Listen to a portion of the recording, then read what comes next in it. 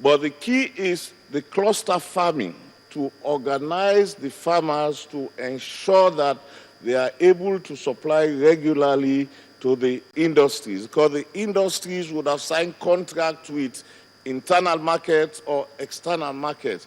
And if he breaks that contract, those markets are going to take them to court. So we must ensure that there is regularity of supply, and there are ways of going to do that, of doing that in this country. Then we adopted this approach in a project we used to call Cassava Enterprise Development Project, which was funded by USAID, 75% and Shell 25% during the Obasanjo presidential initiative. And it was in the south and southeast of Nigeria on cassava. And we covered both production, processing, packaging, and marketing, and link farmers to markets.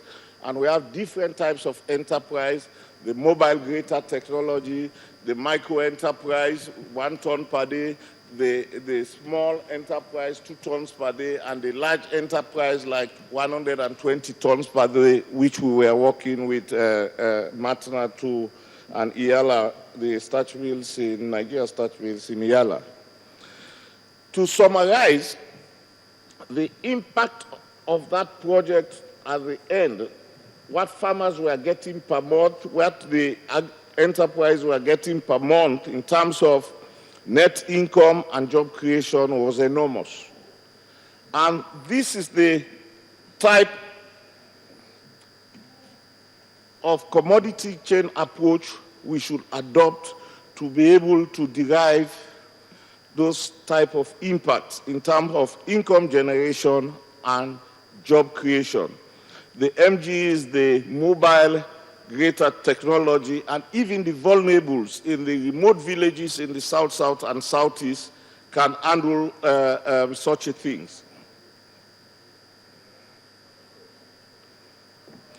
Then the next one I want to talk about that the subnational sector should endeavor to take on is the youth unemployment and empowerment problem.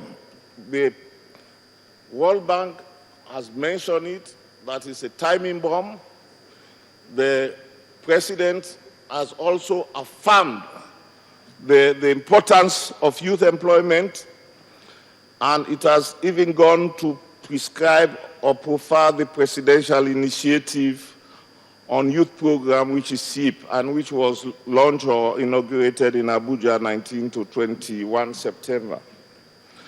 This is at the national level, and all states should take this on board, because when the problem starts, it starts at the local government level, move on to the states before it gets to the federal level. So the principle of subsidiarity comes again. But we're talking about youth and employment. The question is, educated youth, these graduates, they have all the energy, but they don't want to go into farming. Why? Because they think farming is not attractive enough to give them the normal standard of living, increase their income, and let them live well. It has drudgery and so on. But we at IIT has proposed a model. We have these youths every year after graduation, they go for NYSC. So we tried to develop an initiative similar to what most states are doing now, because it's a serious problem, not only in Nigeria, but the whole of Africa. And so I see a lot of states are working on it, and after some of the governors of the states have visited IIT of late, we are working with them now in terms of capacity building, sharing knowledge, and so on with them, so that these youths, because in many cases, you spend a lot of resources on them in these initiatives, and after the end of the initiative, they all leave agriculture and go back to their various places. So how do we reverse that trend? And that's what our youth agro-entrepreneurship is all about. And we must consider farming for business. If it's not considered as a business, then they wouldn't.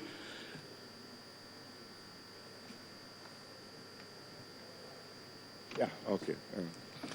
So we have created awareness creation amongst the youths. We have trained them a lot, and we have exposed them to all the improved varieties of IITA crops and what can be got from them.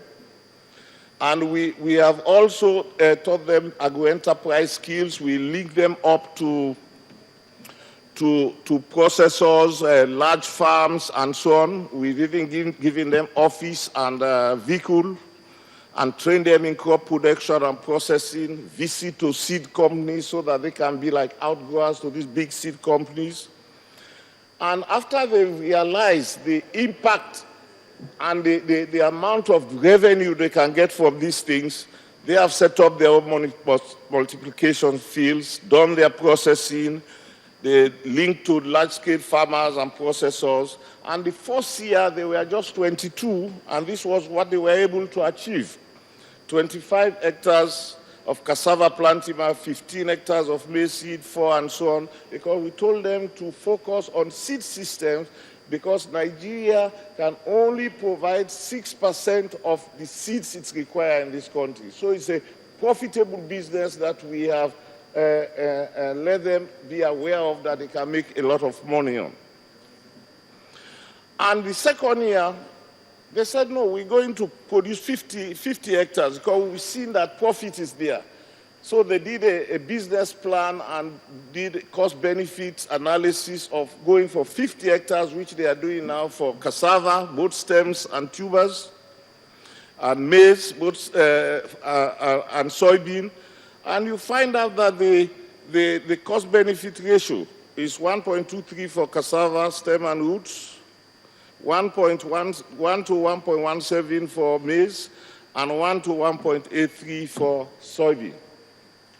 And their funding strategy, from their production, they're able to provide 50% of their resources, from grants, from donors, foundations, 30%. And they're also doing training consultancies. I will show you that in a short time. Private partnership, they completed a training of 33 youths from Calabar in conjunction with Oasis Consulting. They've signed an MOU with Akiele government, local government in Oyo State to train 250 youths in agribusiness.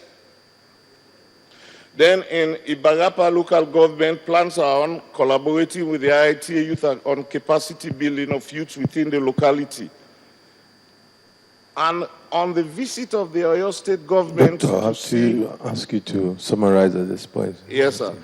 What they were doing, he has promised to build them a training center, and the Oyo State government has contracted them to assist his own youths in backstopping, and this year more youths from NYSC has been engaged. So they are not going, but rather coming. And the BIP is a new incubation platform system to attract businesses to come to IITA and see that their research output or technologies can be seen at a demonstration scale for success. And when they see that local example of success, they can go and set up their own establishment in many countries. And one key one that is important for Nigeria is the Prt7 that is good for protecting groundnut and maize from the aflatoxin contamination, which may make Nigeria be able to export its groundnut and maize good. If you need further information on this, the Prt7 and the Nodumax for biofertilizer, that is rhizobium inoculation of soybean, legumes, and other crops, you can visit IITA so that we can explain better to you on this one.